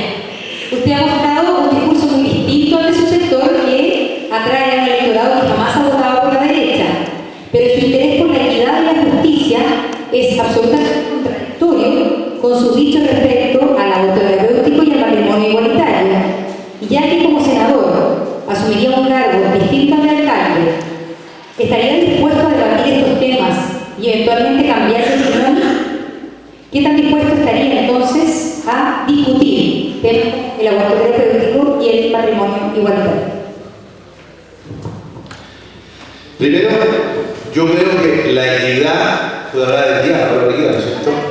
Equidad y justicia no tienen nada que ver. Yo creo que aquí se están confundiendo dos temas. Primero, yo soy una persona que, y lo digo claramente, estoy en contra de cualquier tipo de aborto y no creo y tampoco voy a votar a favor del matrimonio homosexual o igualitario. Sí creo en la ley, creo que la gente y los homosexuales tienen derecho a amarse, a no ser discriminados, pero otra cosa es un matrimonio. Mi discurso no es de izquierda. Lo que pasa es que yo lo que trataba de llamar a mucha gente, por mi experiencia, ustedes saben que cuando fui alcalde de Pique se hicieron los primeros pilotos agrícolas. En Pique nunca se habían construido viviendas sociales y apareció un loco de derecha que quería construir viviendas sociales en Pique. Solo el sector más conservador de la centro-derecha de mi comuna fueron los que me apoyaron. Yo creo que nosotros, la gente de centro-derecha, y por eso que me tratan de desprestigiar, y yo estoy en contra de la gente en Barranco, son mucho más generosos de lo que creen. Lo que pasa es que mucha gente no conoce, por otras razones, este otro Chile. Así que mi discurso no es de izquierda, es un discurso social de verdad. Cuando Pablo Longueira, ¿no es cierto?, hablaba del centro social, que era un eslogan que inventó la vida, pero tenía un fondo, tenía un fondo. Yo lo que quiero es demostrar que lo que hemos hecho en terreno, trabajando, y es mentira que la gente no vota por personas como nosotros. El 68% de los votantes que yo tuve, la última elección en Puente Alto, que salió el 70%, decían que votaban por Michelle Bachelet. Creo que lo que demostró Velasco en la última elección es que cada vez más la gente va a votar por las personas. Y hay que separar, y no se confundan. Hay personas que pueden ser conservadores en lo moral, y eso no quiere decir que no puedas debatir y conversar. Y otros que somos ultraliberales en lo político, que es involucrar y trabajar. Y la centro-derecha creo que tiene muchas herramientas para, ¿no es cierto?, trabajar con la gente que tiene menos, pero no sobre la base de que el sueño de cada persona sea ser rico o cambiarse de lugar. Yo tengo montones de ejemplos que desarrollamos en Puente Alto, como hicimos, que la gente de Puente Alto soñara y volviera a vivir a Puente Alto, porque ellos iban a desarrollar lo mismo. Así que yo creo en la equidad, yo no creo en la igualdad que dice el Partido Comunista la encuentro injusta porque no somos iguales. Yo creo en la equidad, en que el Estado de Chile sea capaz de darnos a todas herramientas para seguir arriba. Porque si no, ¿de qué competencia habla? Hace 3 semanas atrás salió un estudio que decía que las grandes gerencias de Chile se competían por 5 o 6 colegios. O sea, en Chile no hay competencia, porque son 5 o 6 colegios, de ahí vienen todos los mismos gerentes. Entonces, si eso y mi discurso rompe y es de izquierda, bendito sea, porque hay que trabajar con la gente. Tiempo. ¿Quiere alguno de los dos otros candidatos de derecha a réplica 2 minutos? ¿Aló? No, a mí siempre me parece bien que en el RN haya gente republicana, que tenga una visión de la democracia mucho más amplia, que no esté bajo el alero de la UDI y la visión de los Chicago Boys y esa visión de la sociedad como un mercado. Me parece bien.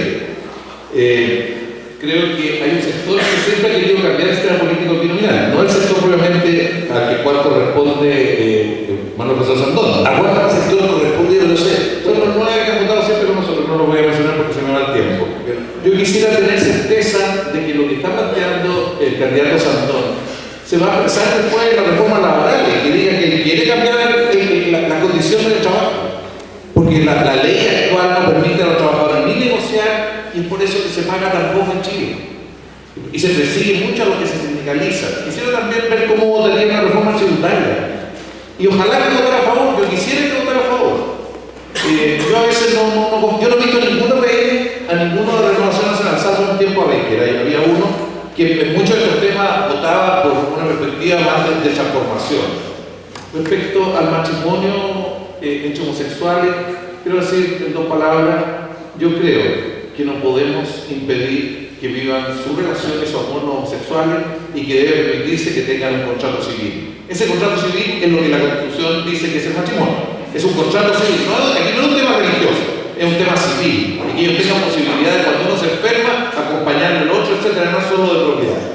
Y en el caso del aborto terapéutico, yo creo, en Chile existió hasta 1989 el aborto terapéutico, siempre existió el aborto terapéutico. Y de hecho, en la realidad se aplica de una manera por los lados. Entonces, yo creo que tenemos que terminar con esto tan conservador. Gracias. Si me permiten, solamente aclarar que el aborto terapéutico efectivamente existe en Chile hoy, y no por el lado, directamente y abiertamente. Hoy día ningún médico es juzgado ni cuestionado porque para salvar la vida de una madre provoque un aborto en ese proceso. Ahora, si lo que nosotros queremos es establecer una ley que permita que ex ante se diga que se va a hacer un aborto terapéutico en ciertas condiciones, eso es contrario a ello, porque va a abrir la puerta para una serie de abortos que hoy día no se deben hacer. Cuando estamos en la terapéutica, yo escuché ahora a raíz del caso de la niña violada, algunos doctores que decían que era necesario un aborto terapéutico en ese caso. Yo no considero que sea así. Ciertamente una niña tan joven no está preparada probablemente emocionalmente ni psicológicamente para enfrentar ese proceso de maternidad. Pero físicamente la naturaleza le dio las herramientas. Entonces hay ahí una justificación bien torcida, creo yo, para hacer un aborto por una violación y tratar de justificarlo como aborto terapéutico. Entonces debatamos el tema del aborto ante violación. Si lo que estamos planteando es no cambiemos las cosas de nombre, digámoslas como son. El que plantea que es necesario hacer un aborto está diciendo que en los casos de violación hay que hacer un aborto. Yo no soy partidario de eso. Y no soy partidario de eso porque creo que ahí estamos matando un ser humano. Cuando dejemos de lado donde empieza la vida, pero si ese feto es un ser humano, yo creo que no es lícito que la sociedad decida eliminar. Bien. ¿Minuto de réplica? Contigo. Veo que mi compañero Borja se levantó un poco soberbio, o sea, todos los cambios que él propone son de la Biblia, nosotros somos unos idiotas, parece. Yo te quiero decir dos cosas. Parte de los problemas que tengo, como he sido siempre firme, y lo quiero invitar a ustedes, a todos los jóvenes, a contacto con la presidenta de la CUT de la época, la señora Julia García, yo creo que la conoce, porque está en su campaña, cuando nosotros hace 11 años planteamos el sueldo ético en la corporación municipal. Y le puedo mostrar en cosas prácticas cómo he trabajado en el tema laboral con la gente pobre. Si quieren vaya a Virlan, vaya a varias, que me tocó a mí ser representante de la gente, ¿no es cierto?, en negociaciones colectivas. Yo no le tengo miedo a eso. Yo creo que una empresa que le paga bien a su gente, como lo hicimos nosotros en la municipalidad, ¿no es cierto?, y en la corporación, da mucho más fruto. En Chile no existe el aborto terapéutico, que hay que borrar la falta. En Chile lo que existe es que un médico pueda, por una enfermedad de la mujer, aplicar un tratamiento a la mujer y por causa tercera, ese feto muere. Pero no puede eliminar el feto directamente, eso no se puede. En Chile no hay aborto terapéutico y yo creo, desgraciadamente creo, y en esto quiero ser súper franco, creo en la vida antes de nacer. Muchas gracias. A continuación, entonces, es una pregunta común para los tres candidatos presentes. Tienen también 2 minutos y medio para responder a cada uno. Si se legisla un sueldo mínimo, ¿estarían dispuestos a legislar también un sueldo máximo en Chile, que es una de las bases de la desigualdad de nuestro país? Carlos Montes comienza a responder 2 minutos y medio. Mire, yo creo que lo fundamental en materia de sueldo es que se pague más y se pague de acuerdo a la productividad real que tienen los trabajadores. Irrita ver el tipo de sueldo que hay en el retail. Irrita ver el sueldo que hay en un conjunto de actividades que antes hacía el Estado, que ahora se privatizaron y se paga el mínimo. Eso es lo primero. En segundo lugar, el sueldo mínimo tiene que tener un piso de protección. Hay países como Inglaterra que no tienen sueldo mínimo, pero hay un acuerdo cultural para tener ese sueldo de protección social. Aquí lo importante es pagar más. Respecto al techo de sueldo, a mí me gustó mucho lo que hizo Obama ahora a propósito de la crisis. A todas las instituciones que le prestó apoyo para enfrentar la crisis le dijo, no puede pagar más de tanto. Porque aquí nosotros tenemos, estimado, que en algunas cajas de compensación se pagaban 23 millones de pesos de sueldo mensual a una persona, una caja de compensación. Efectivamente hay que echar a regular una serie de instituciones. Otra es instituciones con recursos de todos los chilenos, de todos los que están en caja. ¿Qué tendría sentido fijar un techo para todos? Lo veo muy difícil prácticamente y no tengo muy claro el efecto que tendría realmente porque buscaría otra serie de formas. Acuérdense que hay gente que gana 120 millones también al mes. Esto lo ha publicado el Mercurio, 120 millones mensuales y hasta 180 millones mensuales. ¿Los futbolistas más todavía? No, y los actores de televisión.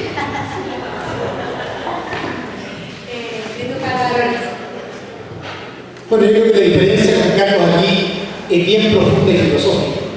Él dice, no sería conveniente poner un techo al sueldo máximo. Yo digo, no creo en eso. Creo en la libertad. Creo que las personas son dueñas de su destino. Lo que tenemos que hacer es ciertamente subir el sueldo mínimo. Tenemos que establecer las bases mínimas permiten cuando se acaba la plata de los fondos. José Salvador. Yo creo que plantear poner un sueldo máximo es mentir, es imposible. Eso depende un poco de cada uno. No importa que nadie nos haga mientras hasta llegar a 180 millones, porque a lo mejor me da oportunidad para ayudar a mucha gente. Lo importante es la responsabilidad. Y el sueldo mínimo, claro. Yo soy el sueldo mínimo en la teoría económica que a mí me ha costado mucho entenderla. Creo que va a ser mucho más fácil cuando en la mesa que se discuta eso existan 1 o 2 personas que vivan con el sueldo mínimo. Hoy día nadie y todos hablamos de eso. Yo soy soy de los que creo que sí deben ser los mínimos altos y que a lo mejor el Estado por un tiempo ayuda a los pymes más chiquititos. Yo recorrí 20 personas en este periodo que estaba estudiando como candidato a senador y ninguna de las empresas que yo vi, ninguno pagaba menos de 2.50. Así que, de 2.50, ninguno. Cuando me preguntaba 2.50, alguien no le influía. Entonces, en la mayoría, ninguna empresa de las que yo visité pagaba menos de 2.50. Y sobre todo la que hay pleno empleo, no encontraban nada. Pero no me parece, digamos, de que siempre estemos hablando de esto y al final cuando hay que legislarse la teoría económica y a producir las cesantías. Yo no creo en eso, yo creo que hay que hacer un estudio más profundo, del cual hay pymes pequeñitas, que no son las menos, que sí podrían tener una ayuda por un tiempo pequeño, porque la mayoría, ¿no es cierto?, es cosa de ajustar la utilidad. Pero eso es parte de una sociedad, ¿no es cierto?, que tenemos que buscar de alguna manera que aprendamos que si nos vamos todos para arriba, pero la verdadera solución no es el sueldo mínimo, la verdadera solución es la educación. Si cuando los chiquillos tengan educación y cuando nuestros chiquillos de nuestros liceos se postulen frente a la PSU y tengan herramientas para sacar 700 puntos, nadie se va a querer pagarle el sueldo mínimo. Esa es la base. Y para eso van a tener pantalones, porque nadie quiere enfrentar y quiere agarrar algo. Yo nunca he dicho que no necesitemos los mejores profesores. Siento los dolores que todo necesita gente que se meta a estudiar pedagogía con mejores puntajes. Pero ¿por qué no se meten? Porque en el tiempo la carrera ha ido cayendo, porque ganan muy poco y por eso nadie quiere ir. Yo lo que hice es tirar un salvavidas a que lo que me tocó en el concierto en mis 29 colegios es que la mayoría son muy buenos profesores, pero están reventados.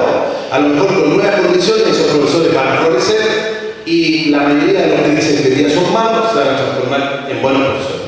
Muy cortito, respecto a la discusión actual, ¿están de acuerdo o no con los 220.000 pesos que estaba discutiendo hoy día en el Congreso? Yo quisiera acercar un poco de esta demonización de la teoría económica. Dice, no, yo no entiendo la teoría económica que sube el sueldo, genera cesantía, por favor. Pasa que todo el mundo piensa que el empleo lo da la gran empresa. Les digo, las grandes empresas no pagan el sueldo mínimo. Mira fuerte eso. Eso hace que él reduzca sus ganancias y que él y su familia vivan con menos. Y lo que va a hacer, si os ocurre, es que los 3 empleados que tienen probablemente va a decidir con 2. Y eso es lo que genera el desempleo. Y no hay que ser ningún genio en teoría económica para entender eso. El 80% del empleo en Chile lo dan las pymes. Y el 80% de las personas que ganan sueldo trabajan en pequeñas y medianas empresas. Ahora, si el Estado tiene que pagar esa diferencia, bueno, sería maravilloso. Pero nuevamente, ¿con qué recursos? ¿De dónde sacamos ese dinero? Cuando tenemos los problemas en educación que mencionábamos antes, cuando tenemos los problemas de salud, tenemos los problemas de infraestructura, tenemos un sistema de transporte horroroso hoy día que hace que las personas demoren mucho más en trasladarse. Tenemos tantos problemas como sociedad que no podemos darnos el lujo de simplemente artificialmente generar condiciones que el país no es capaz de solventar. Y esa es la verdad. Lo demás es demagogia. Carlos Montes. No, mire.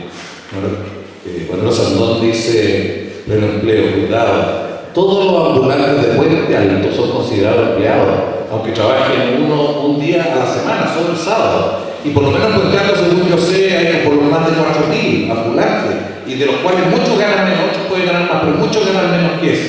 O sea, mucho cuidado con esa idea de pleno empleo y las condiciones. Respecto a que las empresas grandes no paguen el sueldo mínimo, yo no sé, nosotros hicimos una comisión investigadora y llevamos a Polma, y llevamos a la empresa y vimos ahí que pagaban el mínimo más una comisión, pero la base de la referencia era el mínimo y por lo tanto le condicionaba la base sola. Ya las empresas contratistas, los que barrían y a otros, muchos de los cuales estaban por el mínimo. Entonces esto de decir que no, aquí yo creo que el tema mínimo es antepinar cultural, valórico. Es demasiada gente la que gana el mínimo o cerca del mínimo. Y es demasiada gente la que gana demasiado. Están comprándose casas 45.000 UF en este momento en el país. Es un escándalo cuando tenemos los déficits habitacionales que tenemos. Esto no era así Chile. Chile tenía un control más social sobre la desigualdad que tenía que ver con estas expresiones. Y más que ver, y estoy de acuerdo, son culturales. Eso tiene que ver con la visión que se tiene. Y algunos que ganan demasiado deberían pagarle mejor a sus trabajadores. Gracias. El último derecho a la réplica. Mira, lo que pasa es lo siguiente. Cuando uno dice que esto en el fondo lo hace por un tercero, pero hace la teoría económica, digamos, que la conozco perfectamente, lo puedo decir que no lo entiendo, y no lo entiendo porque la teoría económica parte de la base de los que no ganan, y los que desarrollan la teoría no ganan el mínimo, si no sería al revés. Y yo le voy a decir una cosa, hay mucha gente de empresas grandes que sí pagan el mínimo, todos los guardias y los que hacen aseo, sus contratados ganan el mínimo, incluido en la Universidad Católica. Les quiero contar, ¿se acuerdan de la crisis que hubo un tremendo paro en los basureros, no? Bueno, porque yo creo que una de las cosas que ustedes van a tener que analizar cuando vayan a escoger un candidato a senador es que lo que uno ha hecho en el pasado. Las dos comunas no tuvieron paro. Veo que el senador, o sea, el diputado Montes está muy interesado en ir a votar, lo que me parece bien, ¿no es cierto? Pero dos comunas no tuvieron paro.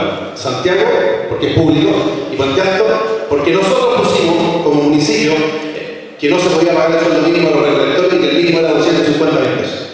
Así que uno lo puede hacer. Y cuando uno contrata un guardia, o un bol, o lo que sea, o para que quiera hacer aseo, puede en la licitación, si es pública, poner en la cláusula el mínimo de sueldo. Y por eso la mayoría de los municipios se cayeron porque nadie puso esa cláusula y las empresas por bajar los precios pagaban el mínimo. Y por mucha teoría económica no me parece justo que una persona que corre todo el día recogiendo nuestra basura gane 190.000 pesos. Así de claro, no me parece justo. Y en Puente Alto les quiero decir que una comuna pobre y mejorada, pero los que recogen la basura, por gracia de nosotros, los concejales, ganan sobre 250.000 pesos. A continuación, y para cerrar entonces este encuentro, este debate, cada uno de los candidatos presentes tiene 2 minutos de disposición para cerrar sus temas. Y partió, lo recuerdo recién con la pregunta del tema del sueldo mínimo, partió Carlos Monte, así que parte de lo que estoy.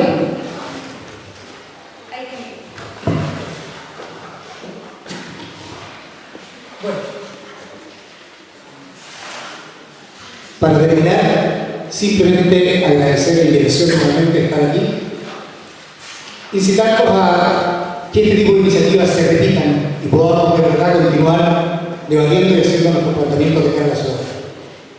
Yo quiero una sociedad más justa, quiero una sociedad mejor para todos. En eso probablemente mis contendores en esta elección van a estar de acuerdo, todos queremos lo mismo. La diferencia está en cómo creemos que eso debe ser llevado a la práctica. Soy una persona que entiendo que Chile necesita cambiar. Chile necesita hacer mejoras importantes en la distribución de nuestros ingresos. Los mecanismos que se utilicen para ello van a marcar el futuro de nuestro país.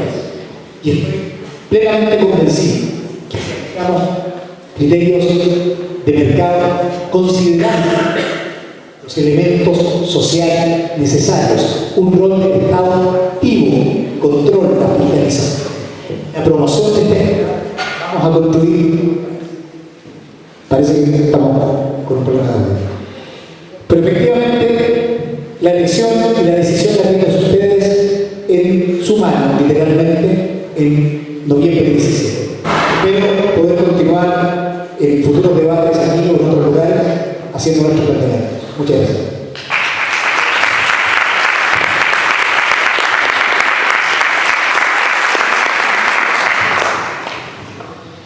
Bueno, dos cosas. Yo vi a un periodista que hizo 3 preguntas que se las voy a leer para que ustedes las piensen cuando elijan a un candidato a senador. Pregúntense a esa persona cómo ha ejercido su liderazgo en momentos claves, qué estándares éticos han guiado su acción en el pasado y sus decisiones han sido fieles a los principios que alega y profesa. O sea, si sus decisiones son de... Por eso que 2 cosas. Quiero aclararle a Lorenz que yo no soy un demagogo, le puedo mostrar, le invito a cualquiera que conozca lo que he hecho en 20 años, por lo tanto lo que hablo y mi historia y mi trayectoria, ¿no es cierto?, es clara. Y segundo, no ponga palabras en mi boca, yo jamás le he dicho que usted no lo conoce. Por favor, revisemos la grabación que está aquí. Cuando dijiste que el que no entendía la teoría económica era demagogo, yo le había dicho que no lo entendía, pero no importa. Así lo entendí. Y te quiero decir que... de comprensión entonces. No sé. Y yo no fui a poner los números, no tiene mala suerte. Pero comprendo perfectamente las indirectas. Y una cosa muy importante es que yo quiero aprovechar esta oportunidad, porque Carlos Montes, mi compañero, me invitó a que yo hiciera un montón de cosas, ¿no es cierto?, en el futuro, después de ser electo candidato en el Congreso. Y yo lo quiero invitar a él, que si salimos, me ayude, porque si no sale, igual va a estar en el gobierno, que me ayude a jugar para demoler los objetos de pobreza que construyó el Estado. Llevo 12 años jugando por eso y es una invitación que le quiero hacer, porque yo sé que a usted le interesa la ciudad, yo sé que a usted le interesa la pobreza, y hace más de 2 o 3 meses murió una familia calcinada en un departamento porque no podía salir, etcétera, etcétera. Por lo tanto, tenemos que hacernos cargo, y yo lo invito, como acepto su invitación, en ese debate parlamentario, si Dios quiere que sea, a usted también, que yo sé que usted está invitado a estar en el gobierno para eso. Muchas gracias a todos, los invito a ser protagonistas de Chile, a jugársela, y que Dios nos bendiga. Muchas gracias.